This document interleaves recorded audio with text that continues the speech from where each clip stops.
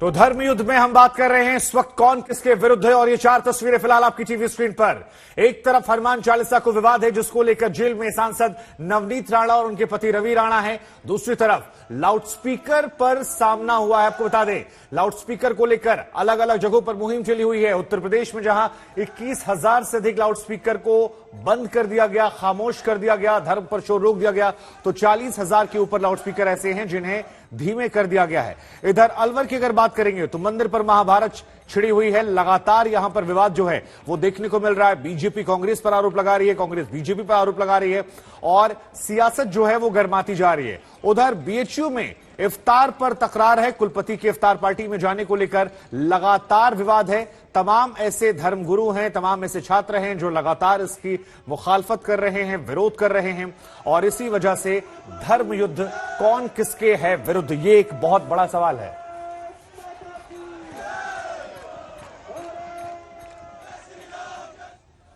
नमस्कार, आपके साथ मैं हूं शुभांकर और हम बात कर रहे हैं धर्मयुद्ध की। धर्मयुद्ध के नाम पर कौन किसके विरुद्ध, सियासत भी विशुद्ध। नमाज अजान से लेकर लाउडस्पीकर और हनुमान चालीसा तक सियासी शोर के बीच धर्म की आवाजें जो हैं वो बुलंद हैं। उत्तर प्रदेश में लाउडस्पीकर हटाने का अभियान लगातार जारी है तो दिल्ली में शाहीन बाग में बुलडोजर का डर है। मध्य प्रदेश के खरगोन में हिंसा के बाद बुलडोजर का सवाल है तो राजस्थान के अलवर में मंदिरों पर चोट है। तो यही बड़ा सवाल है कि जहां धर्म भी है और सियासत भी शुद्ध है। आज दिन भर आज तक पर देखते रहिए धर्म युद्ध का यह खास सेगमेंट। हम आपको बता दें कि राजस्थान में अगले साल चुनाव है, लेकिन उससे पहले माहौल तब गरमाने लगा जब अलवर के राजगढ़ में एक मंदिर को ढहा दिया गया। इसको आस्था पर चोट बताया जा रहा है। बीजेपी कांग्रेस आमने सामने है। बीजेपी के बोर्ड के आदेश पर कार्रवाई हुई, लेकिन बीजेपी का यह कहना है कि सब कुछ यहां पर गहलोत सरकार के इशारे पर हुआ है। हम तो इस मंदिर के गिराने के खिलाफ हैं और लगातार कांग्रेस के खिलाफ बीजेपी इस वक्त मुखर हो गई है, सवाल पूछ रही है, कई तरह के विरोध कर रही है। ये देखो सराय में जो मंदिर है शिव जी का, वो कैसे जरा था, ये देखो ये गया मंदिर पूरा।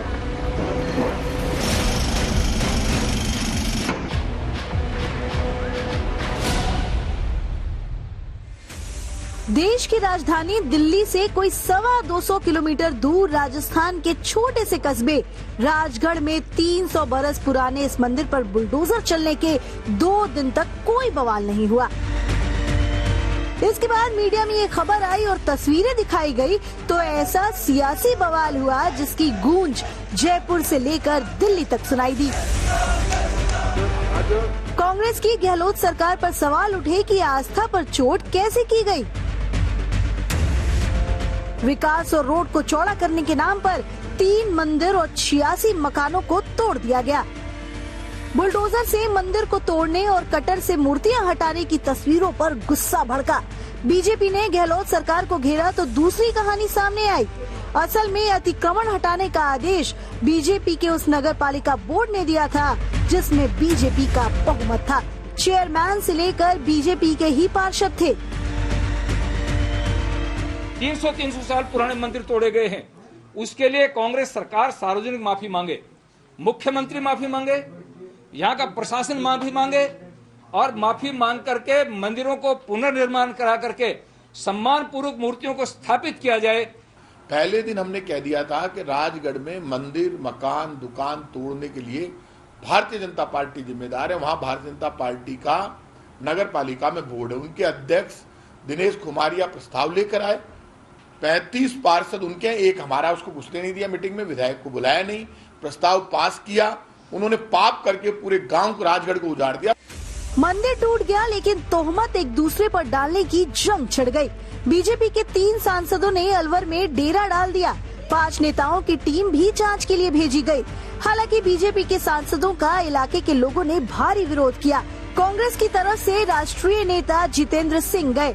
गहलोत सरकार ने आनन फानन में एसडीएम को सस्पेंड कर दिया।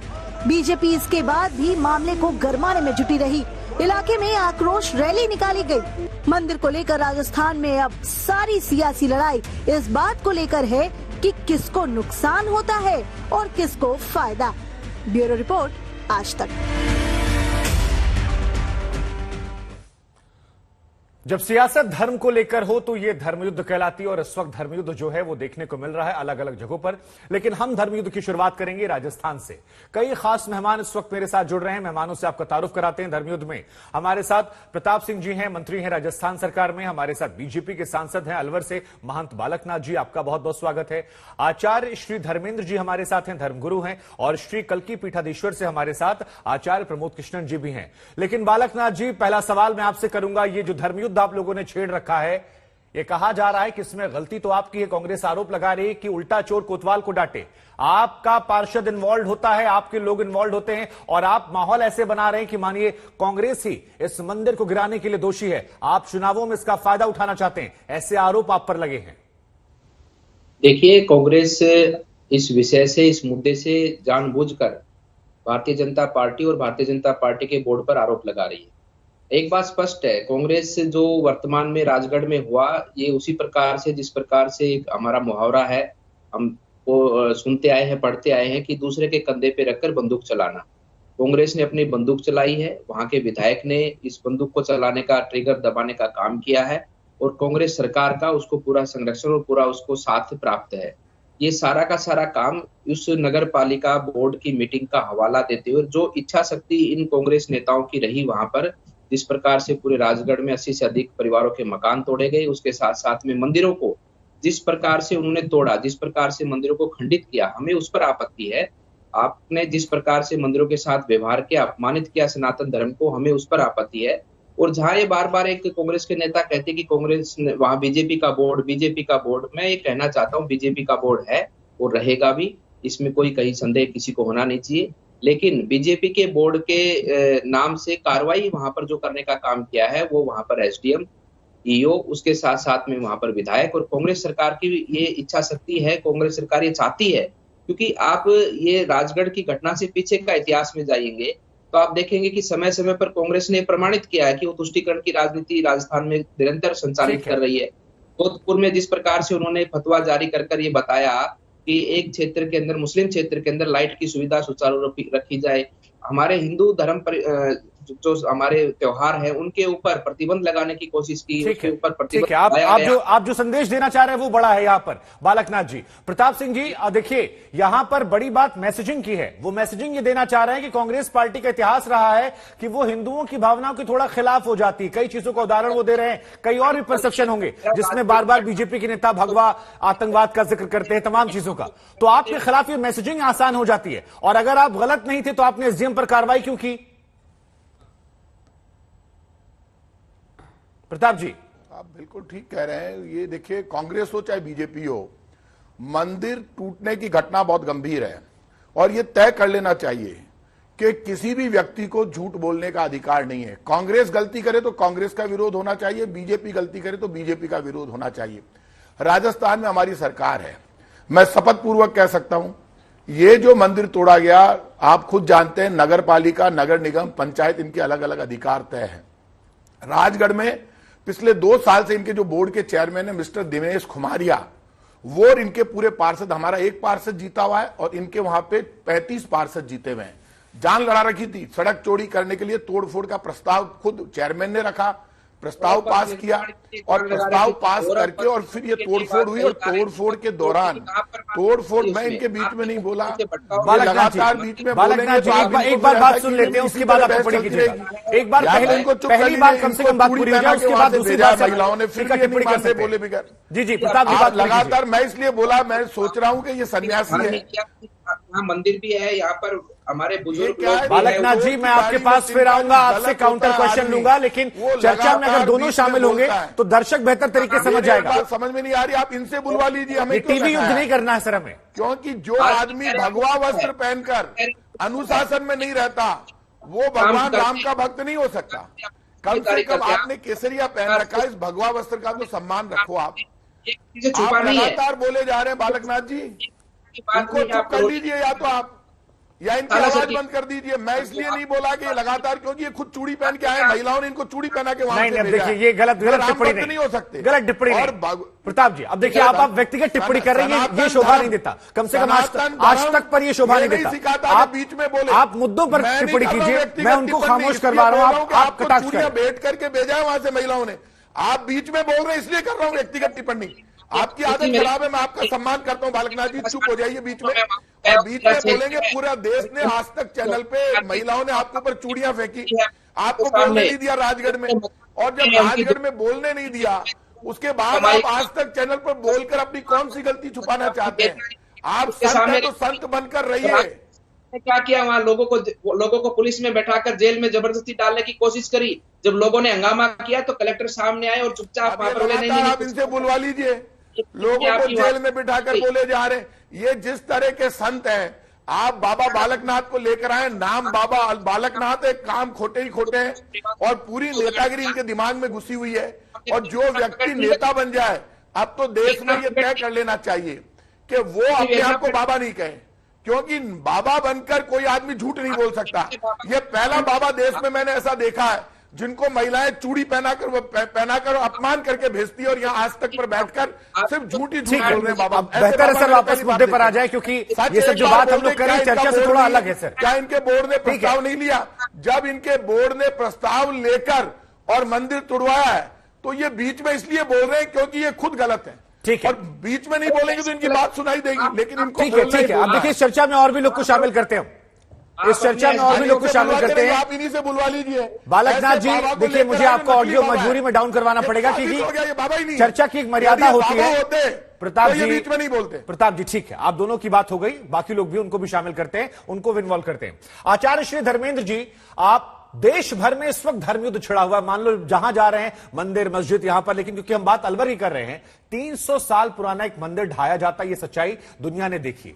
ये भी आरोप लगे कि जो मूर्तियां थीं कटर से इस्तेमाल किया गया, वहां पर चप्पल जूता पहन के लोग अंदर गए, तो ये सवाल तो खड़े होंगे। और अगर एक फॉर्म में हो रहे, एक सीरीज में हो रहे हैं कि एक घटना जहांगीरपुरी में होती है, उसके बाद एक घटना यहां होती है, तो जो सवाल बीजेपी उठा रही है, क्या उससे मैसेजिंग कम से कम जा रही है बड़ी, या कैसे देख रहे हैं इसे आप? हमारे लिए संपूर्ण भारत भूमि एक देवालय है, मंदिर है, पूज्य है। हमको हमारी परंपरा ने ये संस्कार दिए हैं जी। सारे संसार में हम ही हैं जो अपने देश को माता कहते हैं। वंदे मातरम, भारत माता की जय। तो हमारे लिए संपूर्ण देश माँ है, और यहाँ इसके स्वरूप को विकृत करना ये सबसे बड़ा देशद्रोह है। वो किसी पार्टी के द्वारा हो, किसी भी दल के द्वारा हो, ये प्रश्न नहीं है। दल और पार्टी से ऊंचा है हमारी पहचान, हमारा स्वाभिमान, हमारी संस्कृति, हमारे संस्कार।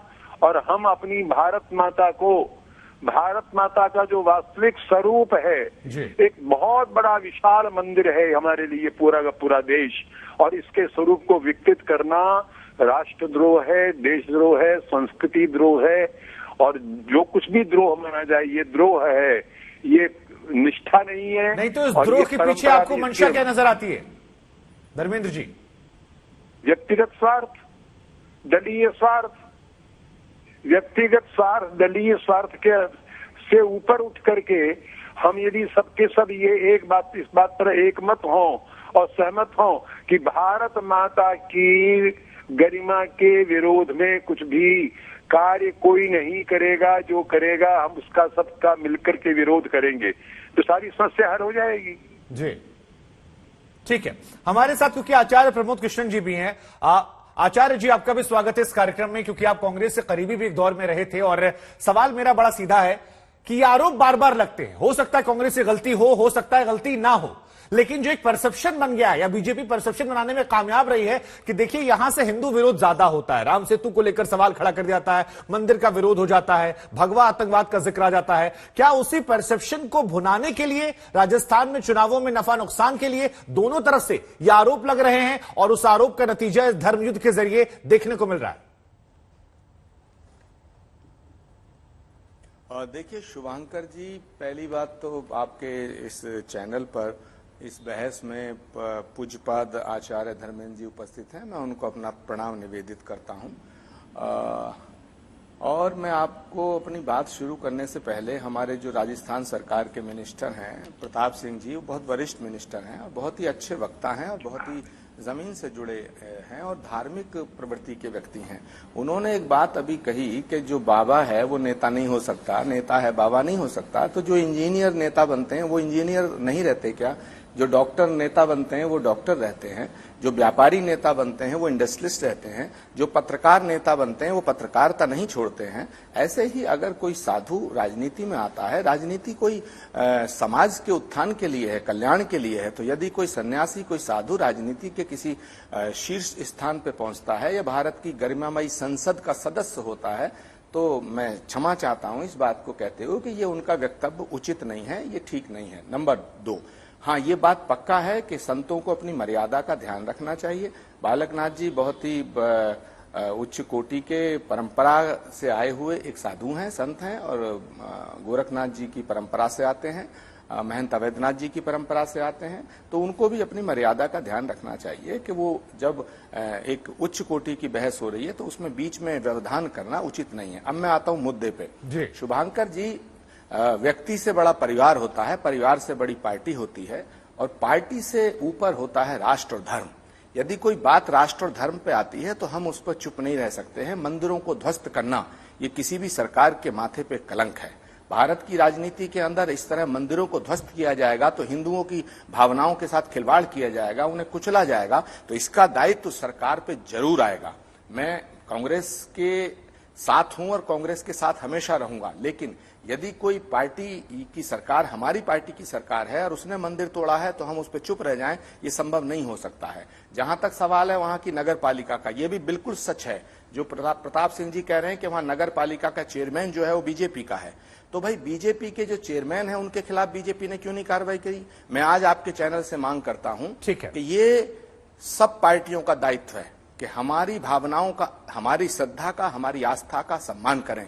इसलिए भारतीय जनता पार्टी से मैं मांग करता हूं कि वो अपने चेयरमैन को बर्खास्त करें। और मैं राजस्थान सरकार से और वहां के मुख्यमंत्री से ये अपेक्षा करता हूं कि केवल एसडीएम को सस्पेंड करके ये खाना पूर्ति ना करें। वहां का डीएम क्या कर रहा था, वहां के विधायक क्या कर रहे थे, और अगर सरकार को ये पता चल गया था कि नगर पालिका इस मंदिर को ध्वस्त कराना चाहती है तो इस बात को पब्लिक डोमेन में क्यों नहीं लाया गया?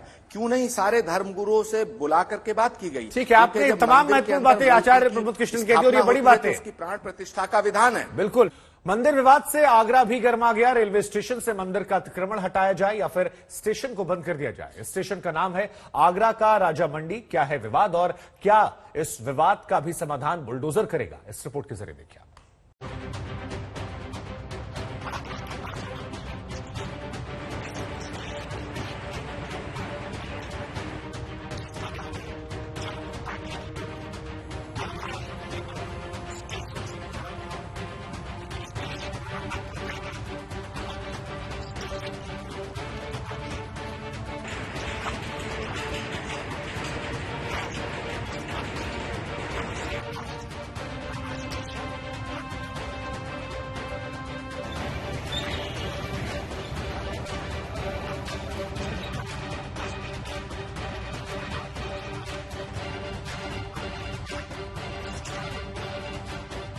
तक बात है तो लगभग 250 साल पुराना ये मंदिर है और ये ना तो यहाँ स्टेशन था ना ही प्लेटफॉर्म था।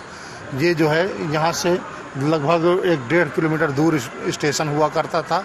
उसके बाद जो है जब आज देश आज़ाद हुआ उसके बाद इधर स्टेशन इधर आया।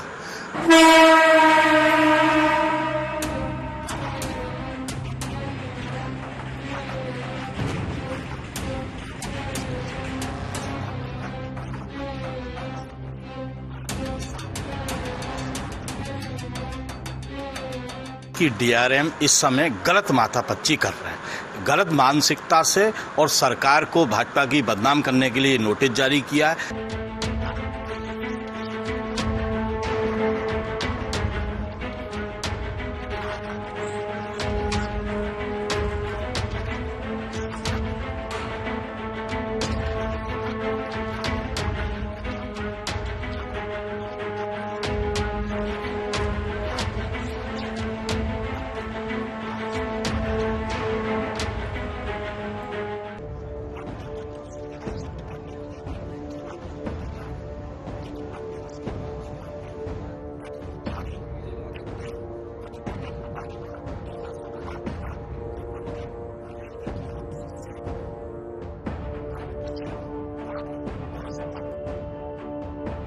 धर्म के नाम पर युद्ध कौन करवा रहा है, ये युद्ध किसके विरुद्ध हो रहा है, ऐसे तमाम सवाल जो हैं लगातार बरकरार हैं, क्योंकि सियासत जो है वो विशुद्ध हो रही है। लगातार सवाल उठ रहे हैं। नमाज अजान से लेकर लाउडस्पीकर हनुमान चालीसा तक सियासी शोर जो है वो सुनाई पड़ रहा है, और ये 4 तस्वीरें इस बात की गवाही दे रही हैं। यूपी की बात करेंगे, लाउडस्पीकर हटाने को लेकर अभियान जारी है। दिल्ली में शाहीन बाग में बुलडोजर का डर बरकरार है। मध्य प्रदेश के खरगोन में हिंसा के बाद बुलडोजर का सवाल है, तो राजस्थान के अलवर में मंदिरों पर चोट हुई है। 300 साल पुराना मंदिर टूटा। सवाल यह भी है कि क्या यह मामला धर्म से जुड़ा हुआ है, या धर्म के मामले में सियासत अब कुछ ज्यादा होने लगी है।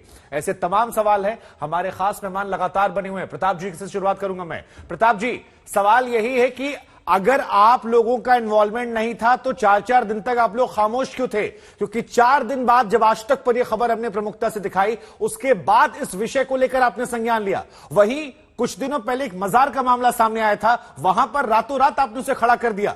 तो इसी वजह से बार बार सवाल आपसे पूछे जा रहे हैं कि आपका क्या जो एक इन्वॉल्वमेंट है वो किसी धर्म विशेष से थोड़ा झुकाव ज्यादा है क्या? यह आरोप बीजेपी आप पर लगाती है, और इसी आरोप को लगाकर इस पूरे मामले को वो हाईजैक करने की, या आप पर आरोप प्रत्यारोप करके चुनावों में फायदा उठाने की कोशिश कर रही है। देखिए शुभंकर जी, ये मामला बड़ा सीरियस है, और मैं धन्यवाद दूंगा महाराज धर्मेंद्र जी को और प्रमोद कृष्णम जी को। ये देश साधु संतों का देश है, और मेरे ये शब्द मैं वापस लेता हूं। हम क्षत्रिय वंश के कछावा राजपूत जो हैं अपने आप को भगवान राम का वंशज मानते हैं। मैं ये बात गारंटी से कह रहा हूं, बाबा बालकनाथ जी से मेरी कोई व्यक्तिगत रंजिश नहीं है, मैं इनका भी सम्मान करता हूं। और मैं इतना कह सकता हूं आपसे कि जब मंदिरों के नोटिस दिए गए, मंदिर दुकान मकान तोड़ने के लिए वहां पर, ये वास्तविकता है, ये सत्य मैं कह रहा हूं, ये खुद बता देंगे। तो बाबा बालकनाथ जी के पास लोग गए, तब उनका जन्मदिन था, जाकर कहा आपके बोर्ड ने हमको ये नोटिस दिया, आपका खुद का चेयरमैन और पार्षद घूम रहे हैं, कह रहे हैं हम ये तोड़ेंगे, तो आप हमें बचाइए। तो इन्होंने ये कहा ये विकास का काम है, विकास का काम मैं नहीं रोकूंगा, और ये रोड चोरी होगी, तोड़फोड़ होगी, आप जाइए कोर्ट में जाइए, आप, मैं आपकी मदद नहीं कर सकता। उसके बाद उन्होंने तोड़फोड़ करवा दी। इसमें कोई दोहराई नहीं। कांग्रेस और बीजेपी, चाहे कांग्रेस का लीडर हो चाहे बीजेपी का लीडर हो, यदि गलती करे तो सत्य को स्वीकार करना चाहिए।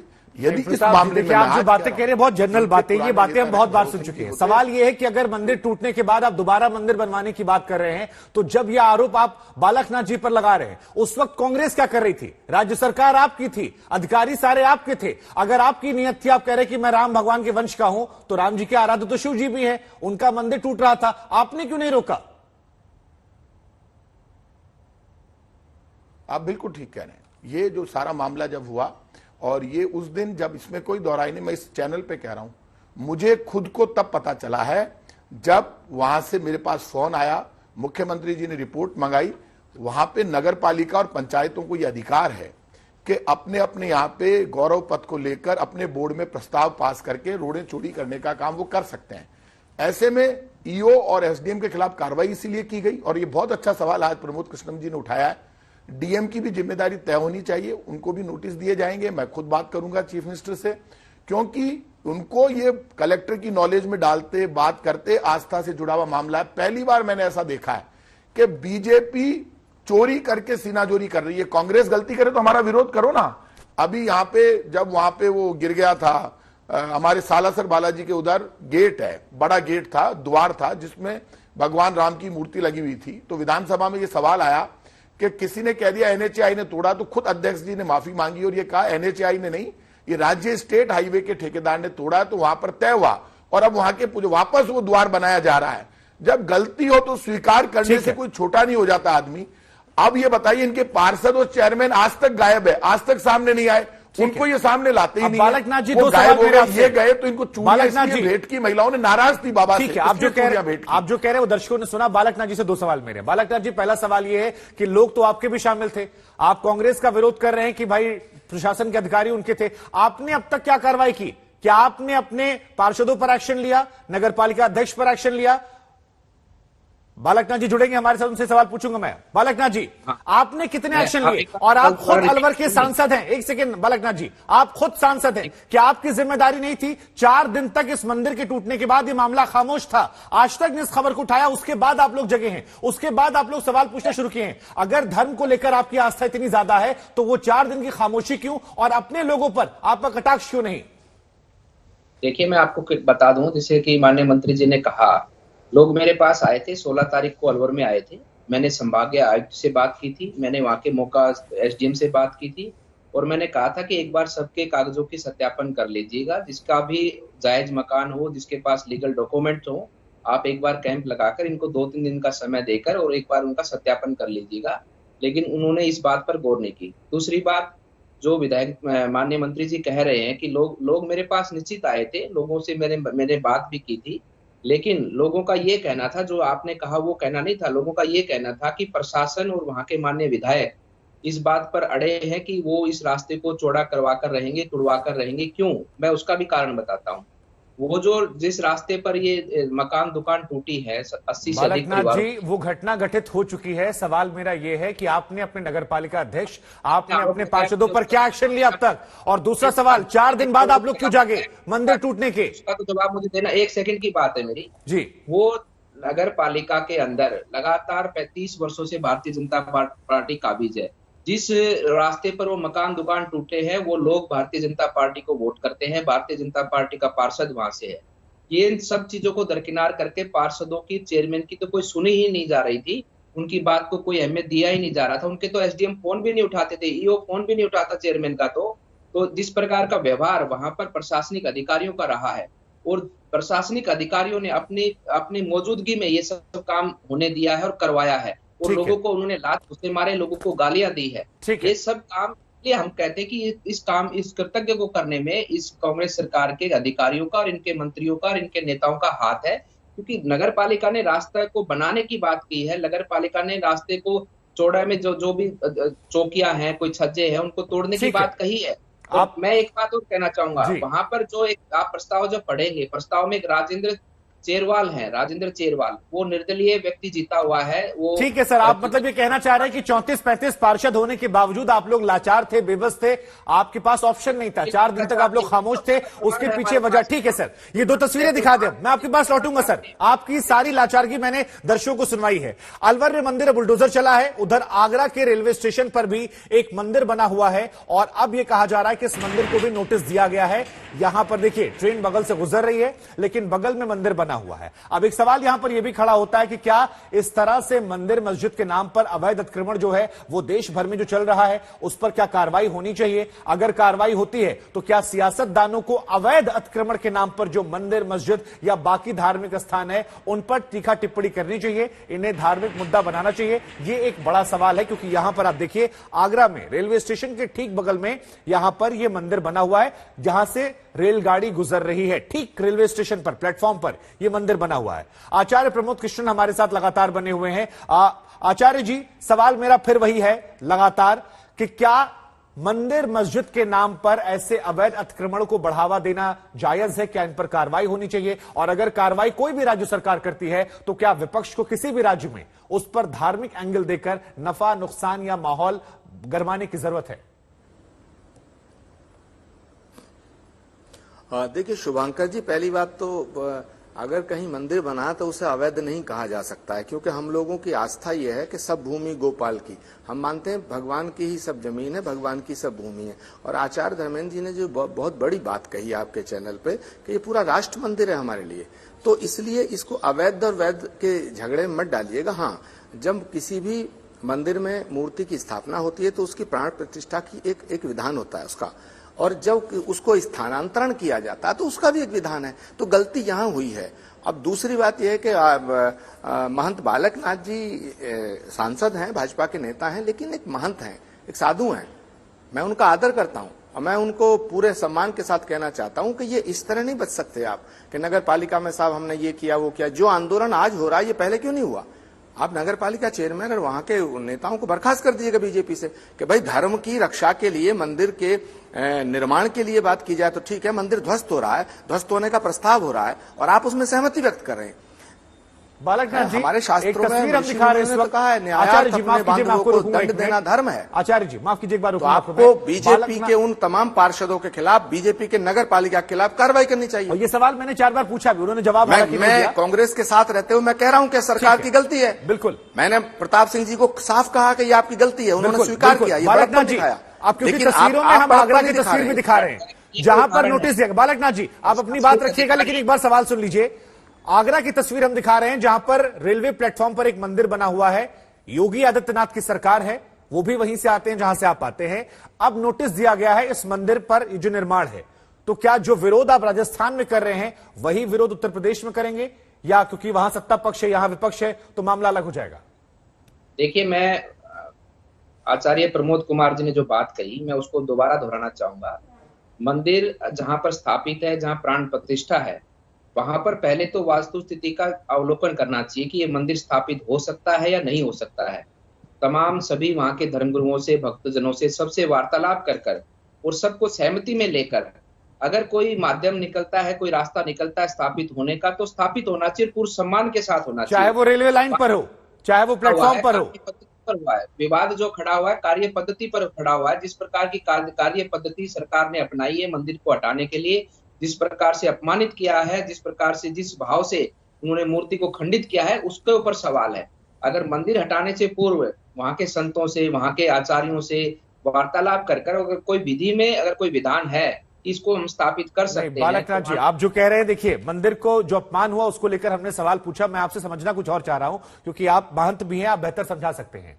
रेलवे लाइन पर पटरियों पर जहां गाड़ियां चल रही हैं, उसी प्लेटफॉर्म पर एक मंदिर बना हुआ है उत्तर प्रदेश के आगरा में, उसे नोटिस दिया गया है।